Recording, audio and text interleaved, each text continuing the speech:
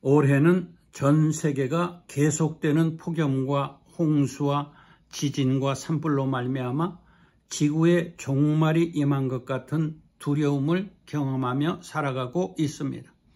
재난을 당한 분들에 대한 안타까운 마음과 함께 언제 들어닥칠지 알 수 없는 재난에 대한 공포가 우리를 불안하게 합니다. 현대의 과거로도 해결할 수 없는 재난과 더불어 사회 처처에서 일어나는 돌발 사고들이 우리의 일상생활을 위협합니다.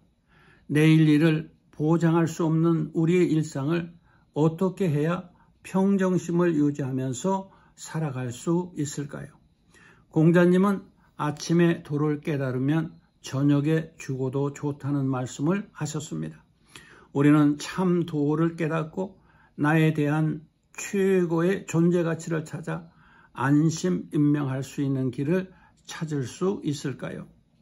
만물의 영장이라 일컫는 인간은 연약한 육체에 비하여 지고한 정신세계를 갖고 있습니다.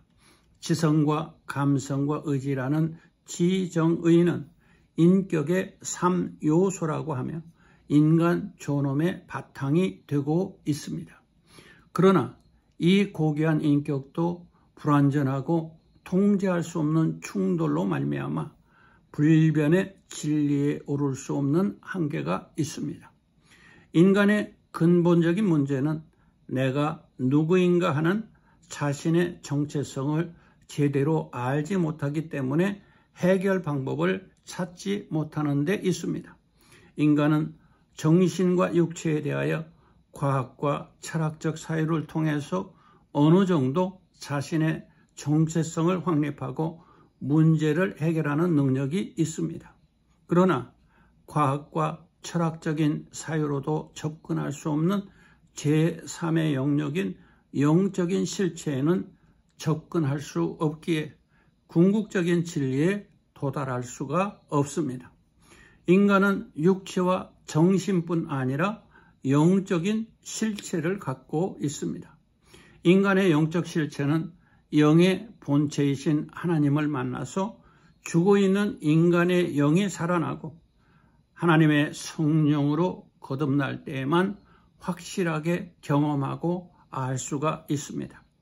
하나님과의 약속을 깨트린 인류의 조상인 아담의 죄로 말미암아 에덴의 낙원에서 쫓겨난 아담의 후손들은 영적으로 죽은 상태이기에 하나님의 영원한 생명에서 끊어졌습니다.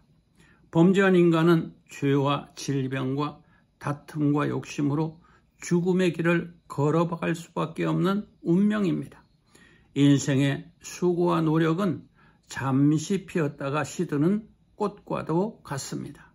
그러나 죄와 죽음이라는 피할 수 없는 인간의 운명을 바꿔주시려고 하나님이신 예수님이 인간이 되셔서 인류의 죄를 갚아주시려고 십자가에서 인간의 모든 죄를 짊어지시고 대신 심판받으시고 우리의 죄값을 갚아주셨습니다. 우리 인생들은 이 큰 은혜와 사랑에 응답하여 우리의 죄를 고백하고 예수님을 구세주와 주님으로 영접하면 죽었던 영의 자리에 하나님의 영원한 생명, 죽음이 없는 영생을 선물로 받습니다. 한번 죽는 것은 사람에게 정해진 것입니다. 큰 재난을 당하여 죽거나 병들어서 죽거나 장수하다가 죽거나 죽는 것은 한 가지로 같지만 예수의 생명으로 거듭난 인생은 영원한 생명을 가지고 천국에 입성하는 줄로 믿습니다. 나는 부활이요 생명이니 나를 믿는 자는 죽어도 살겠고 무릇 살아서 나를 믿는 자는 영원히 죽지 아니하리라. 평강의 하나님이 친히 너희를 온전히 거룩하게 하시고 또 너희의 온 영과 혼과 몸이 우리 주 예수 그리스도께서 강림하실 때에 흠없게 보존되기를 원하노라.